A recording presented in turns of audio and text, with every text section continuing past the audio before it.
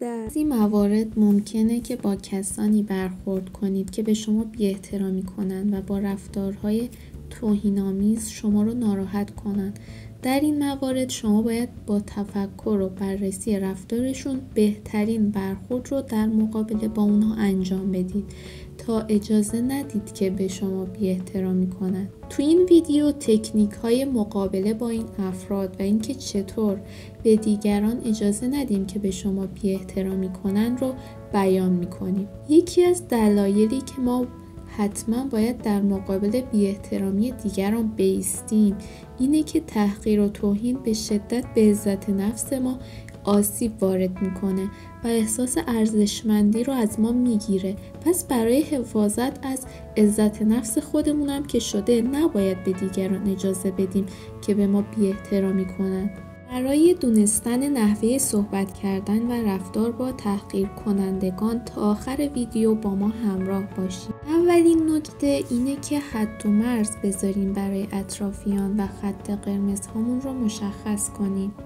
وقتی مرزی در زندگی خودمون برای دیگران مشخص نکرده باشیم، دیگران به راحتی وارد حریم زندگی ما میشن و به ما بی‌احترامی میکنن. وقتی ما در قبال رفتار بد دیگران که برامون ناخوشایند هست هیچ واکنشی نشون نمیدیم، یعنی داریم برای طرف مقابلمون و رفتار بدش مجوز صادر میکنیم که من تحملم خیلی بالاست و شما هر مدلی که دوست داری میتونی رفتار کنی. عدم واکنش در مقابل بی‌احترامی دیگران بعد از مدتی باعث سلطه‌گری اطرافیان به شما میشه. قاطعیت داشته باشید، به شخص مقابل اعلام کنید که از رفتارش ناراحت شدید و برخورد بی‌ادبانه او رو تحمل نمی کنید. در این صورت به فرد مقابل میفهمونید که چقدر برای خودتون ارزش قائل هستید و حق ندارن شما رو آزار بدن و دیگه به اون شخص اجازه برخورد بی‌ادبانه و سوء استفاده رو نخواهید داد. برای مثال با فردی که با شما رفتار بدی داره میتونین بگین که من با شما با احترام صحبت میکنم و توقع دارم که شما هم با من با احترام صحبت کنی. اگر بخوای با همین رفتار بد و این لحن به حرفات ادامه بدی من دیگه حرفی باهات ندارم.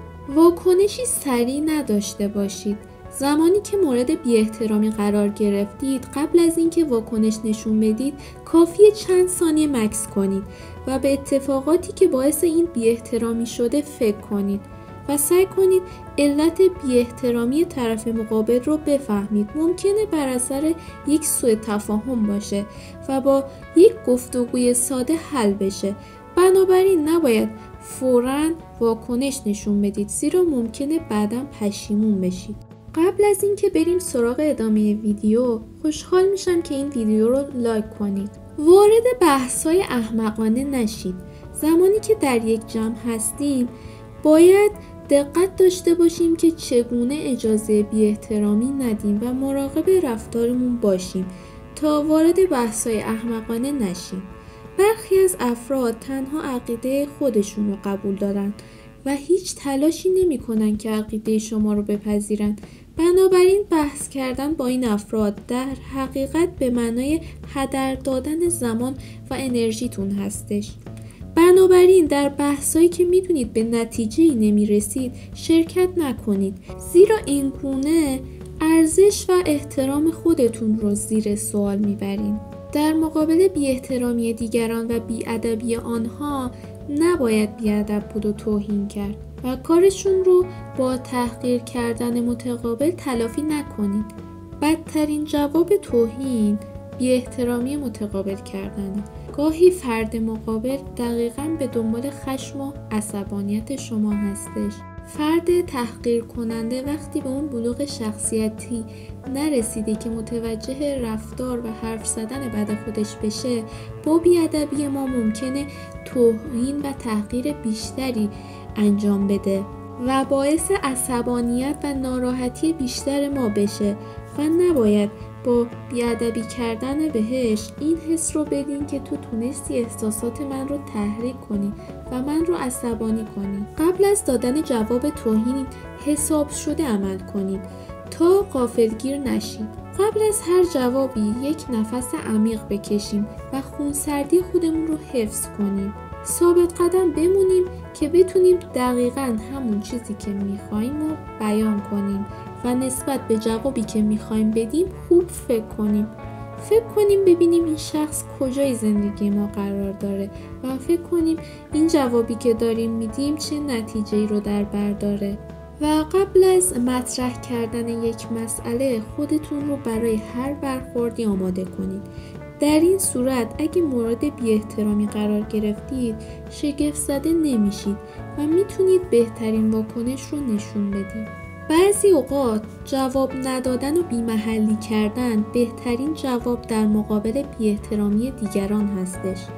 میتونید با نگاهتون بهش بفهمونید که براتون مهم نیست چقدر دارن بی‌ادبی میکنن و فقط یک نگاه عاقلانه در صفیح بهشون بندازید تا شخص بی‌ادب بفهمی که کلاً برای شما آدم مهمی نیست که بخواین وقت و انرژی بذارید برای اینکه جواب رفتار بد و توهینش رو بدید. آدم‌های اطرافمون رو بشناسیم. بعضی از آدم‌ها شخصیت‌هاشون جوری هست که سعی می‌کنن برای اینکه به اهداف خودشون برسن با رفتار بدشون برای ما یه دامی پهن کنن که طبیعتاً یه سود و منفعتی توش هست. با شناختن این آدم‌ها ما میتونیم تا حدی جلوی رفتارهای ناخواسته اونها رو بگیریم.